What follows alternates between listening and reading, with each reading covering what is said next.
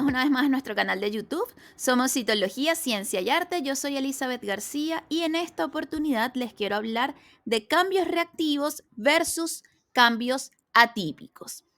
Los cambios reactivos generalmente los asociamos a la inflamación, aunque en verdad existen otros elementos que nos pueden generar reactividad en esa célula, pero por eso yo les colocaba ahí como inflamación, porque generalmente cuando uno habla de reactivo habla de un proceso inflamatorio. Y pues las atipias vamos a considerar, las atipias, o lo vamos a considerar en este video, atipias desde lo que son los cambios por BPH hasta por supuesto lo que es un carcinoma o una neoplasia maligna. Pero antes de comenzar, no olviden suscribirse a nuestro canal, darle clic en la campanita para activar las notificaciones y no se pierdan ninguno de nuestros videos. Comencemos con los cambios reactivos. Los cambios reactivos pueden estar generados por procesos inflamatorios principalmente, y los procesos inflamatorios a su vez pueden estar causados por un agente infeccioso como una cándida, una vaginosis, una tricomona, como muchos de los que sabemos que podemos diagnosticar por citología. Pero también los cambios reactivos pueden estar asociados a un cuerpo extraño, como por ejemplo los dispositivos intrauterinos. Las pacientes que tienen dispositivos intrauterinos van a tener células con cambios reactivos, porque obviamente ese es un cuerpo extraño que se encuentra allí en ese lugar y pues no es un lugar para que esté este elemento allí y el cuerpo va a generar un proceso inflamatorio. Finalmente, se va a generar cambios reactivos por la inflamación que se genera, pero esa inflamación fue consecuencia de este cuerpo extraño. También podemos tener cambios reactivos por procesos mecánicos o cuando hablamos de procesos mecánicos, por ejemplo, las relaciones sexuales. Las relaciones sexuales va a llevar a un trauma de cierta forma de ese epitelio y eso puede generar reactividad en la célula.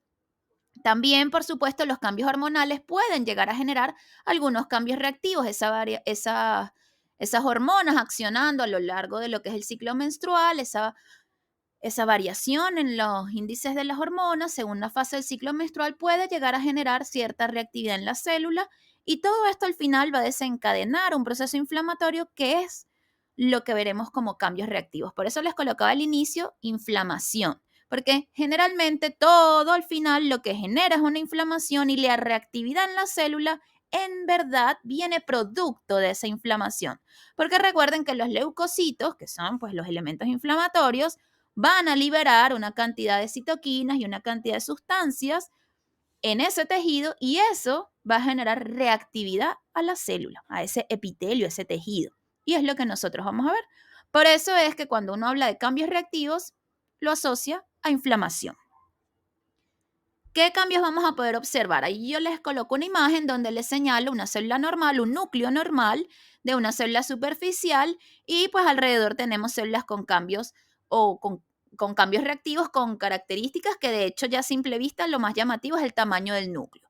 Cuando vemos núcleos agrandados, que es lo que conocemos como nucleomegalia, es importante tomar en cuenta cuántas veces está agrandado el núcleo. Y en cuántas veces me refiero a cuántos núcleos normales de tamaño normal caben dentro de ese núcleo que está agrandado. Y generalmente uno considera un cambio reactivo cuando el máximo de agrandamiento nuclear es de 2 veces, el doble del agrandamiento nuclear. Por supuesto puede variar si estamos hablando de que quizá hay una infección por algún virus como el herpes, por ejemplo, porque en el herpes tenemos multinucleación y los núcleos están bastante grandes. Pero allí es un caso concreto de un virus en particular que tiene sus características que no vienen al caso porque no es objetivo de este video. Pero en general hablaremos entonces de cambios reactivos cuando la nucleomegalia es un máximo de 2 veces el tamaño normal de ese núcleo. Por supuesto, siempre debo comparar con células similares a la que está ahí, a la que yo estoy viendo reactiva.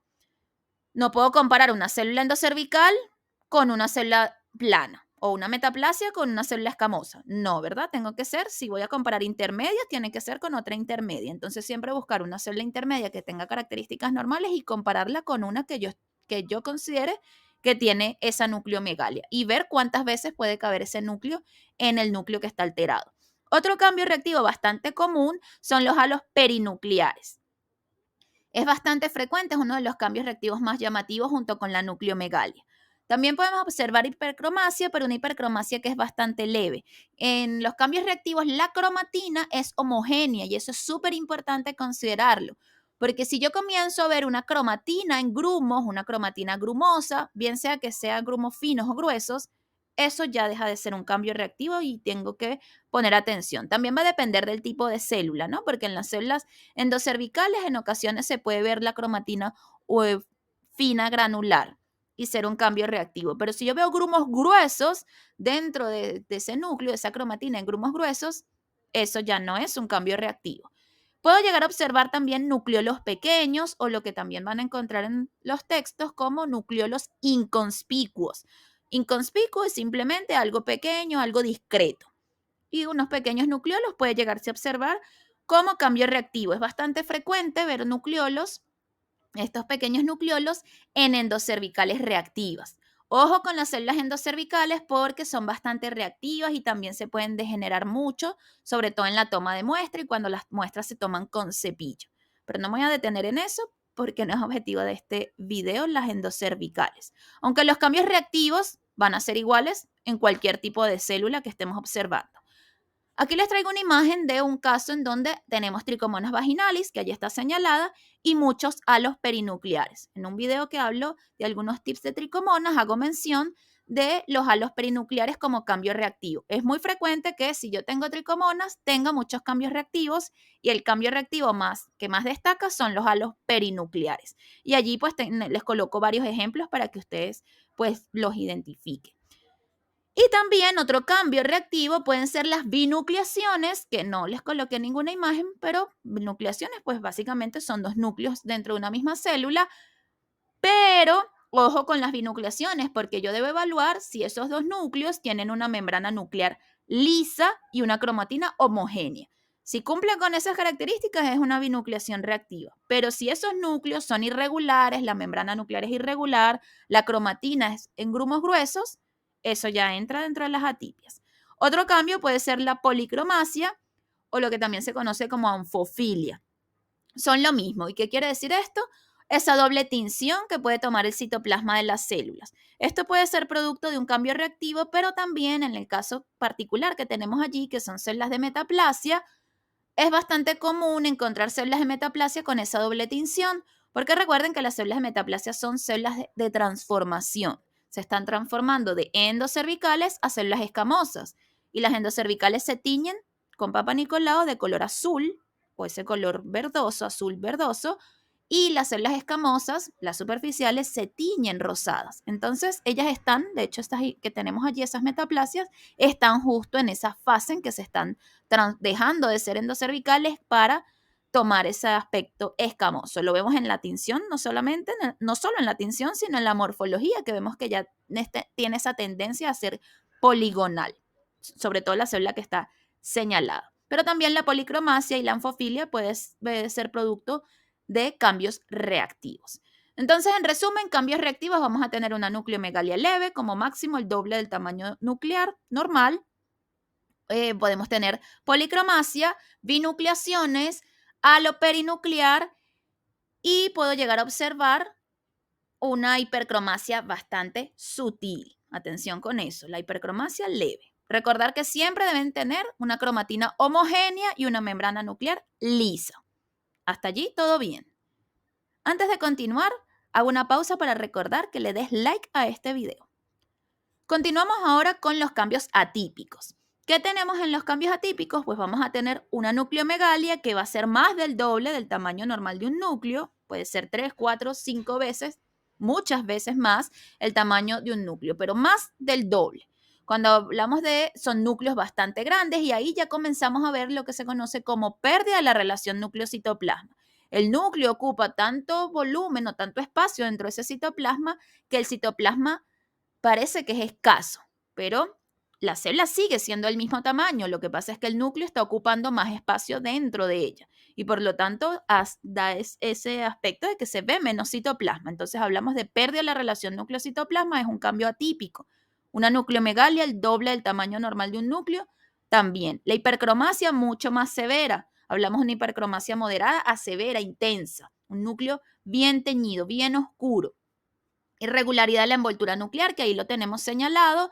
Binucleaciones, vean que ahí tenemos una binucleación, pero si son detallistas se van a dar cuenta que esos núcleos presentan una ligera irregularidad de la envoltura nuclear, así que no es reactivo esa binucleación. Ahí ya estamos viendo que es una binucleación atípica. También les señalo un núcleo normal para que ustedes comparen las características de ese núcleo normal con el grupo de células que están en el centro, que están francamente atípicas. Entonces ahí vamos viendo irregularidad de envoltura nuclear. Cuando vemos irregularidad en la envoltura nuclear, entre más intensa es esa irregularidad, me va deformando el núcleo y ahí entonces hablo del pleomorfismo que también está allí señalado. El pleomorfismo es esa alteración de esa morfología nuclear donde el núcleo pues deja de ser redondeado u ovoide para tomar cualquier aspecto. No es una forma definida. Y eso siempre va a ser un cambio atípico. También la cromatina es algo importante evaluar y es lo que tenemos aquí señalado. Cromatina en grumos gruesos. Vemos que ya no es homogénea la tinción del núcleo, sino que comenzamos a ver grumos dentro del núcleo, que es esa cromatina, y grumos que pueden ser bastante gruesos, como de hecho lo vemos en la imagen. Allá en esa imagen tenemos irregularidad también de la envoltura nuclear y, por supuesto, una nucleomegalia que es bastante evidente. Esta imagen corresponde a un proceso neoplásico maligno, un carcinoma. Entonces, vean que, importante, la envoltura nuclear es irregular y la cromatina. Entonces, en resumen de cambios atípicos, voy a tener pérdida de la relación núcleo-citoplasma, nucleomegalia de moderada a severa, cromatina en grumos gruesos, irregularidad de la envoltura nuclear. Puedo llegar a tener nucleolos prominentes, lo que conocemos como macronucleolos, y eso es importante porque un nucleolo pequeño pasa desapercibido y uno dice es reactivo, pero ya un nucleolo grande y prominente no es normal. Por supuesto, dependiendo del tipo de tumor, pues se van a ir sumando cambios atípicos y ciertas características. Pero en general, cuando uno ve atipia, básicamente estos cambios, estos que les mencioné, siempre van a estar presentes.